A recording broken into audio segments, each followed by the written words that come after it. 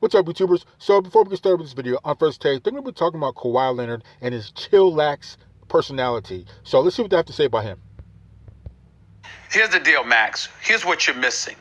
You're not highlighting how bad Kawhi is in terms of leadership.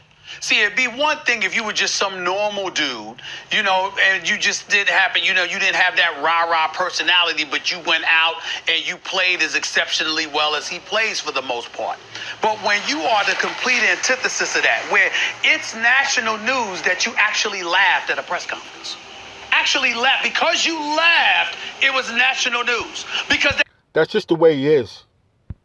They've never seen anything from your personality because you're you have a penchant for giving one-liners and being gone. Because even when you're a star, people barely talk to you because you pretty much have nothing to say. You literally could work for the CIA.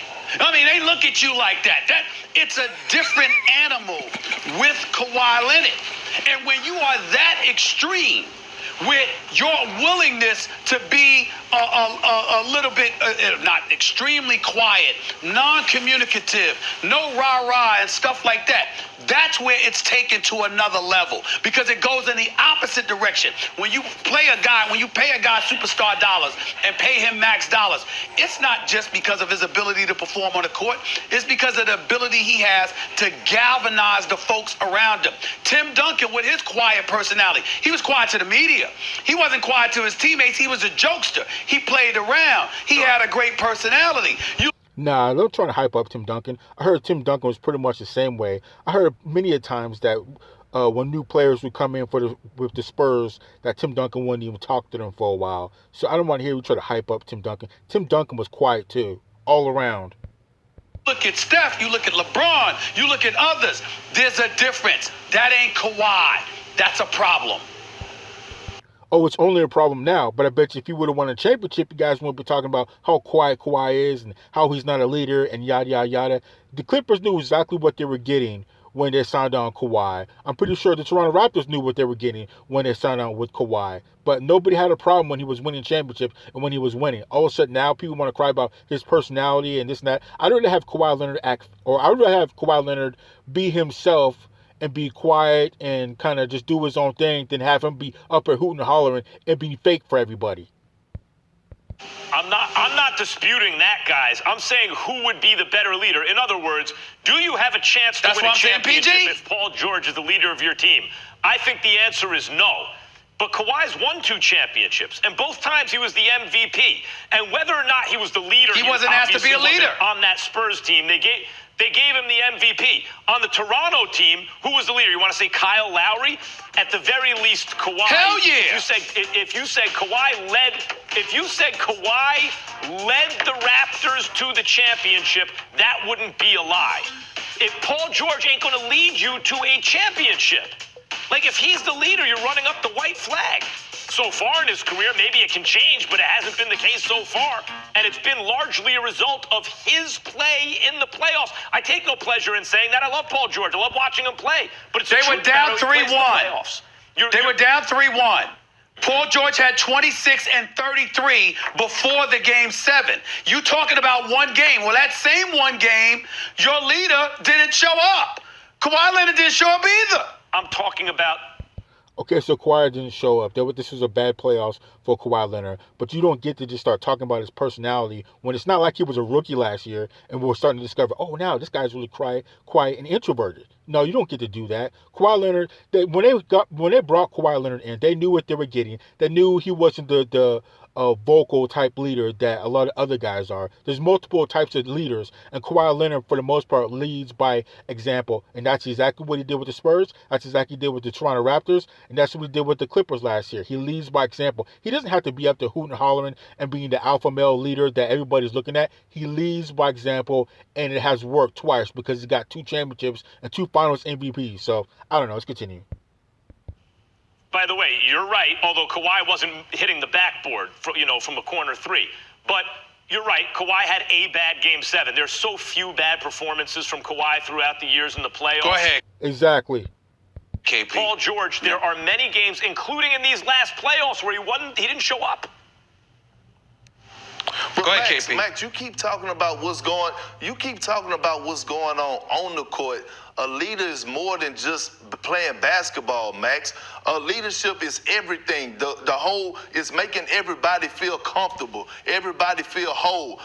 Being able to address situations when things are not going well for you, but things are going well for the team. That's a real leader. Kawhi Leonard is not pulling no There are different types of leaders.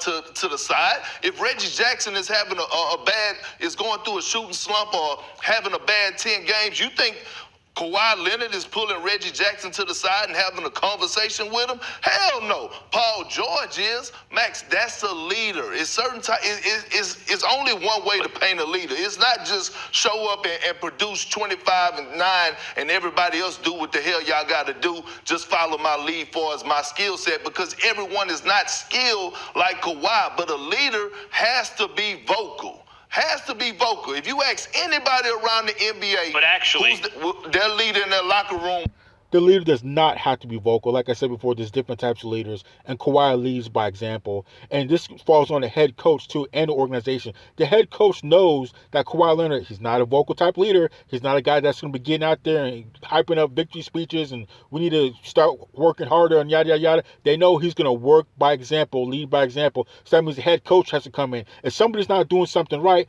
then the head coach needs to go in there and talk to somebody about, you're not doing this. You need to do X, Y, Z, and then we can get better. Because he knows Kawhi Leonard's not that type of leader. It's the same thing with Kevin Durant. Kevin Durant's not the alpha male, I'm hooting and hollering type leader in the locker room. He leads by example. He's not the alpha male leader. That's going to be Kyrie. And Kyrie, we're going to see how that works out for Kyrie. But back to Kawhi Leonard. Like I said, Kawhi Leonard, he leads by example. And it's not like he's getting in trouble off the court and he's getting DUIs and he's doing all this other thing. He leads by example off the court too. You don't see him getting in trouble. You don't see him doing X, Y, and Z. He just does his things and goes home. Like I said, it's on the head coach to go in there and figure out what type of leader Kawhi Leonard is and then make adjustments, and then he takes care of whatever Kawhi Leonard doesn't do. So, I don't know. Let's continue. what's their leader in the locker room? Just like in Golden State, Steph is not their leader. Draymond Green is their leader. He's the one that's doing all the talking. He's the vocal guy. He's the one that we hear all the time. Although Steph is the culture, he's the franchise, but he's not the leader. It's a difference.